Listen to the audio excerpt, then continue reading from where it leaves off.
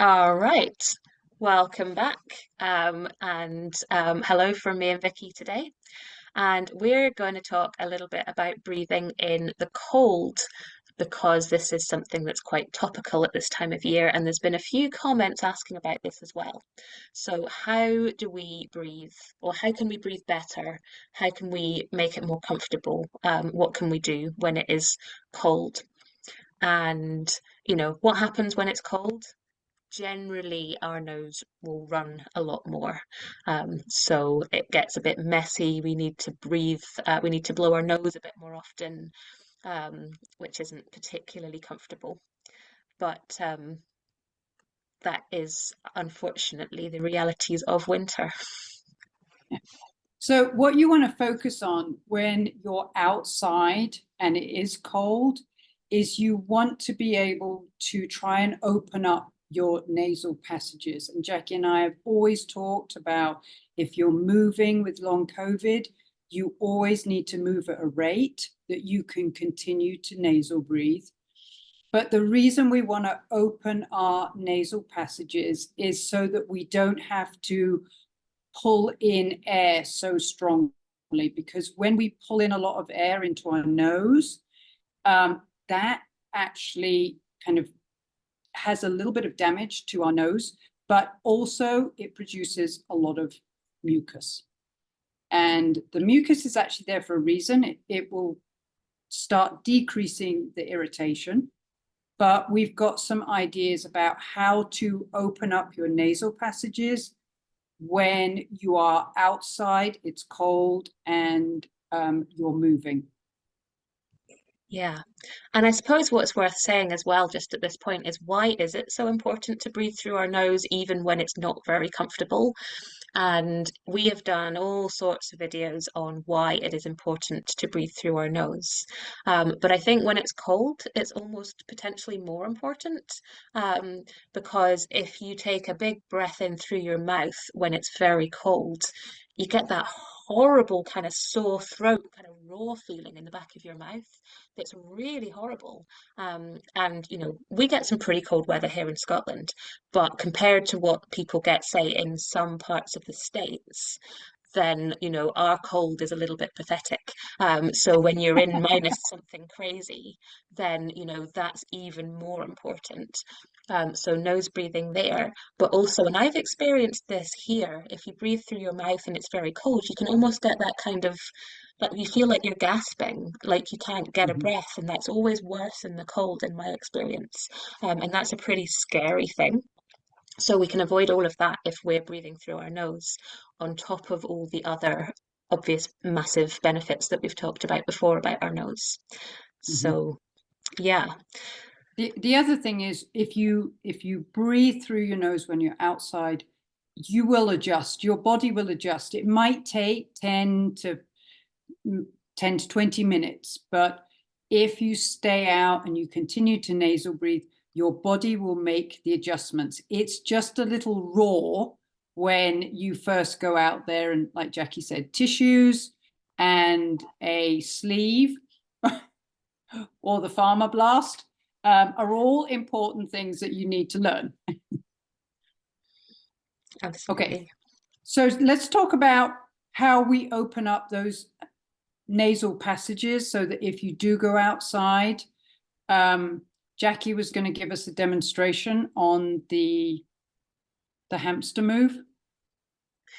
Yeah, so I'm not exactly sure why this works, but if you feel like your nose is snotting up, either with like runny snot or even if it's getting a little congested, by kind of putting that air into your upper lip can actually help to open up the nose a bit. So I will demonstrate and you can all laugh, kind of like that. Um, Yeah. Especially if you're pushing that air, you can do the whole hamster face if you want to, but particularly into that upper, kind of up in between your upper lip and your teeth kind of thing.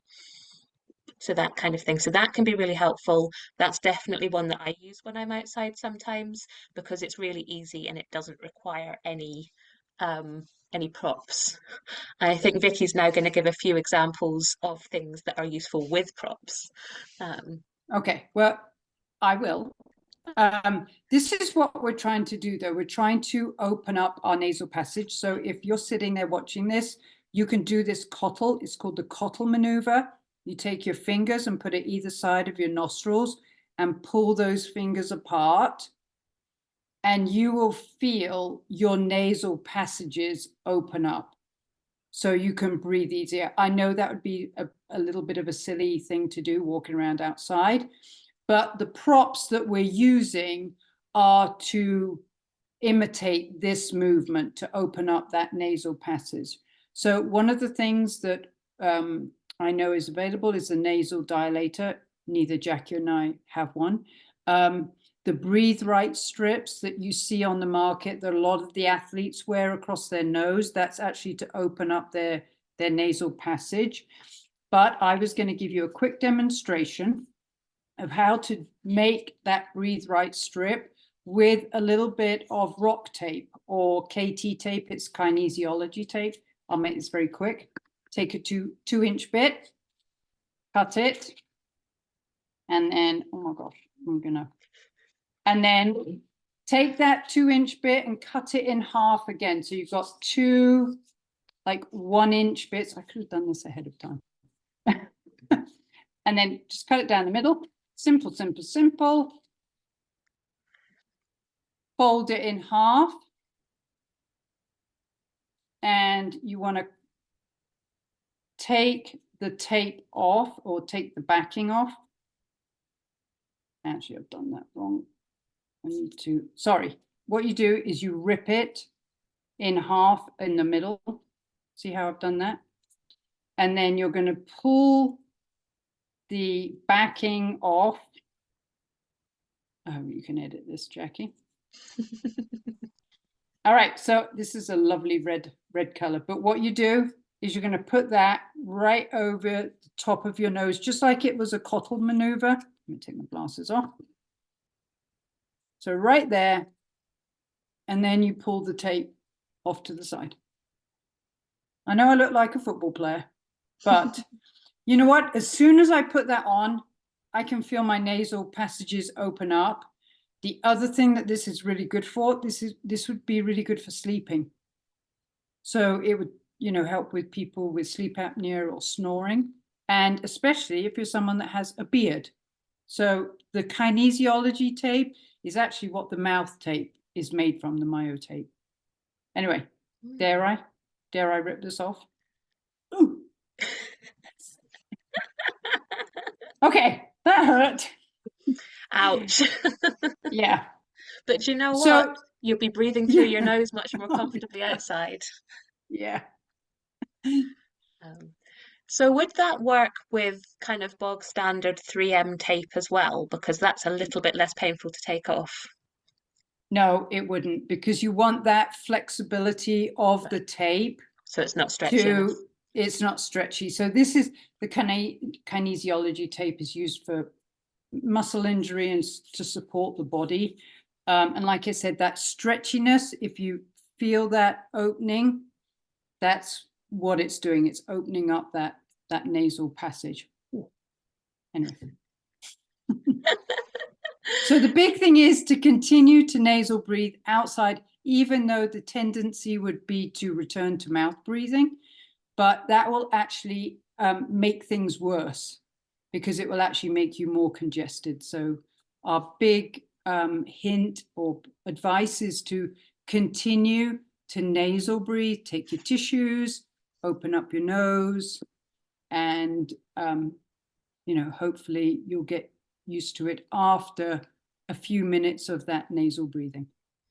Yeah. So I guess a case of starting out really slow, but then as your body settles, you may be able to speed that pace up a little as the body kind of kicks in. What also could be useful is, again, if you're in particularly cold temperatures, things like a scarf or a buff to kind of cover your face with as well, because that will just kind of, it's just another layer to kind of insulate you from that cold air. The other question that has come, oh, sorry, Vicky, you were about to say something else. Oh no, I was just going to say, I just had a light bulb. You know, the other thing that we teach is this hands cupping. Yeah. So that would be amazing if you're outside, because then this air that you are exhaling and then re-inhaling is A, full of carbon dioxide, which is great for your breathing, great for panic, but you're also keeping that air around your nose warmer. So there's an idea. At least when you get started, just to do that hands cupping, you can, start reducing the amount or increasing the amount of outside air with your fingers. And that would be a good way to get used to that. Right, so that very neatly ties into what I was going to say, which is people who are wearing masks in the cold air and are struggling with that because they feel like their noses are, dripping into their faces in this slightly unattractive sounding kind of situation. And actually, a mask kind of simulates the hands cupping, doesn't it? Mhm. So if you are wearing a mask in the cold and you're finding that difficult, same thing goes. Start slow. In fact, even do some breathing before you start moving. Possibly do it indoors before you go out into the frigid cold. Get that, breathing kind of settled a little before you do it. And then when you are outside, things like scarves, buffs around your face will help. Going slow to start with. And as Vikki said earlier, going at the pace that your body can comfortably nasal breathe, even if that feels a little slower than you might like.